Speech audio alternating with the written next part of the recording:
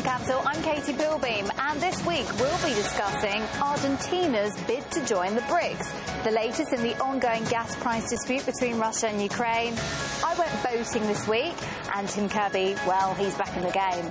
Now, the BRICS, let's start there, because the BRICS may have lost some of their sparkle since their first creation back in 2001, but it's still a club that emerging economies want to join, and the latest candidate is Argentina, which would make the BRICS the BRICS. But all of the members, which include Brazil, Russia, India, China and South Africa, must agree to its acceptance. And so far, just 3 have done this. Russia and China are yet to express their views on the matter. So what's behind Argentina wanting to join the BRICS then? What is the country's chance of entry? Well, let's ask someone who knows all about it. Economist Daniel Bruno, who's actually based in Argentina, for us. So, Daniel, tell us, why does Argentina want to join the BRICS group then? Argentina would be interested in joining the BRICS to help resolve the challenges, the many economic challenges that Argentina is facing and usually faces. The inflation, which is about 70% right now, the crashing peso, and the dwindling reserves, the disputes with many other countries. So it's looking for some solutions. Well, that sounds pretty nasty. Why would the BRICS countries want to have Argentina then? Well, it's India and Brazil that have expressed interest in having Argentina join. Argentina is an agricultural power that rivals the United States and Brazil with its export capacity, especially in soy, which is a huge cash crop right now. And so they would be interested in enlarging the potential trade bloc that makes sense. Daniel, what I want to ask you as well is, what about politics? Is that at play too in terms of getting Argentina involved to make the BRICS more of a powerful force? I would imagine so. I would think that they would be interested in enlarging politically and economically the BRICS, which is not a trade bloc at this time. It's kind of an informal club, but they are moving towards becoming a powerful force, especially with Russia and China interested in an alternative to the United States dollar as a reserve currency and as a settlement currency. Part of it is political because, especially now because of the sanctions against Russia, which is a form of economic warfare. And so Russia has a lot of incentive, more incentive than ever, to get away from the United States dollar, and China wants to reduce its dependence on, or rather its holdings of American paper as well. Thank you for that view. We appreciate that. All the way from Argentina, Daniel Bruno joining us today on Venture Capital. Pleasure as always. Take care. Have a great day. Likewise, thank you. All right, moving on then. So Ukraine will have to stick to a prepay system now for its Russian gas. From June onwards, Kiev will pay for its gas in advance. Now this, it's hoped, will stop Kiev's gas bill debts of around $3.5 billion from escalating even further. Prime Minister Dmitry Medvedev said that now is a time to stop mollycoddling Ukraine. Meanwhile, the EU energy chief said in Brussels this week that a provisional price for Russian gas could be negotiated with Ukraine by the end of the month. So it seems like the dispute will continue. We're going to be obviously watching all the movements as they occur. Now, we're going to stay with gas and Gazprom for now, because the company is also heading east in terms of its actual stock. Russia's gas giant is planning to get a listing in Singapore. This could happen as soon as July. As it stands, Gazprom shares are traded in Moscow, London, Berlin and Frankfurt. Russia's steel giant Severstal is reportedly preparing to sell its plants in the US, worth $1.5 billion in total. It's thought the threats of further sanctions are behind the sell-off, but according to Russian news sources, plans were already in place last year. The plants are based in Michigan and Mississippi and produced 30% of Severstal's revenues last year.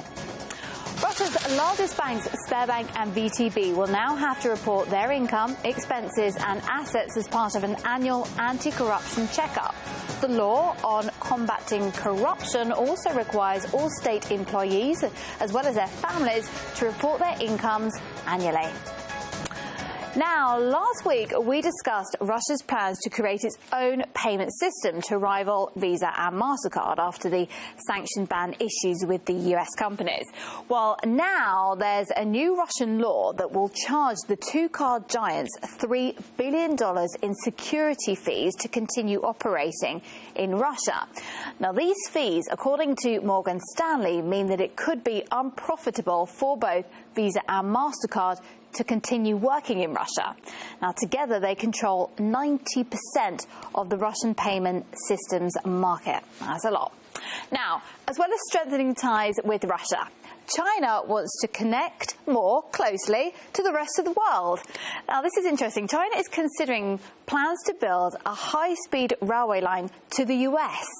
Now, according to Chinese media reports, the journey would begin in northeast China through Siberia, then enter a 125-mile tunnel under the Bering Strait. Now, the shortest crossing between Russia and Alaska to reach the US, that would be. The project already has a nickname. It's called the China-Russia-Canada-America line. The entire trip would take 2 days, and the train would travel at 220 miles per hour. So it means effectively in the future you could even get yourself a train from, say, London to New York, which is quite phenomenal. And Russia and China are about to make history. And this week I went on a river cruise and I spoke to Asia-Pacific diplomats while I was taking in the historical sites of Moscow. And I was asking why China is so appealing at the moment. And in terms of Russia-China, the gas deal that's coming up, is now the time for a compromise on price between the two. And this is how business is conducted here in Moscow. We're on a boat at the moment. We've got the sunshine, we've got food and drinks. It's all going on very nice indeed. This is the way to do it. But you know, serious business is happening because we've got delegates from the Asia-Pacific region, and they're all very excited because people are talking about the Russia and China trade deal. It will equate to $270 billion. It's been 10 years in the making. And what it will mean is supplying Russian gas to China for the next 30 years. Now, trade between the two countries is already way over $80 billion, and that's only set to accelerate. Of course, Russia wants to sell its gas and the resources at the highest possible price. But because of the sanctions, because of the talks that we heard from the European partners, they may be forced to buy less of our gas, to buy more gas from the United States, to buy more LNG. And that way we need to find a partner who will be able to buy our gas long term. That's why we want to have a long contract, a 30-year contract. And this is why, at the moment, China looks very appealing to us because they are, I think, ready to negotiate the price because we obviously didn't want to sell our gas at the price they wanted to buy it. But now I think we're getting closer to that midpoint where we're ready to shake hands, basically, and to sign a deal. China is the next superpower and #1 economy in the world. And it's very obvious. So everybody want to get to China. Now, there's a circumstantial thing that given the that relationship between Russia and the West is not at the best condition right now, as sanctions, Ukraine element, etc., Russia is definitely will be looking for more economical and cultural and political ties with China, which makes China more attractive to the West as well, because obviously Americans would not like to have too close relationship between Russia and China. So right now, China is like a beautiful, beautiful lady with multiple, guys trying to engage her in some long-term relationship and potentially marriage, right? So China can choose. Obviously, needless to say, that China is a very wise Asian nation, and we try to get the best out of both parties and maneuver and give a little bit to Russia, give a little bit to West. And it depends on the next steps on both sides, on Russia and the West, what actually they can get out of China and at what price.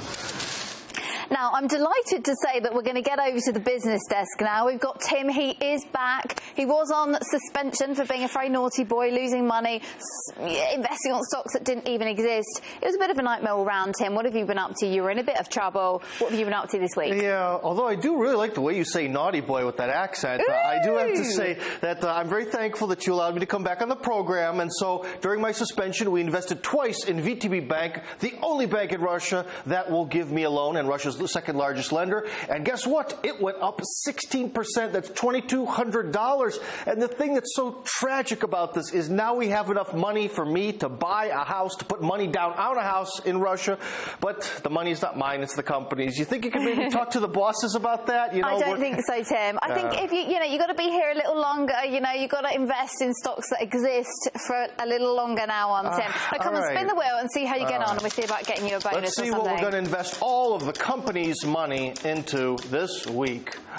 Oh, looking good, looking good. It's Gazprom. I thought it was going to be my choice, but no. Okay. Giant Gazprom, which loves to sponsor various soccer teams throughout the world. We're going to invest all of our money in them and see where we get next week. Looks pretty reliable to me.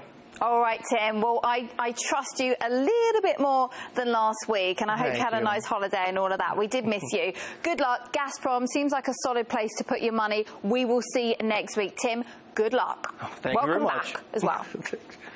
So Tim is back, and he's going to be holding the fort for me while I head off to China myself to follow all the latest developments in Shanghai. I'm very excited. My first time in China should be great. So I'll see you next week from Shanghai. Goodbye.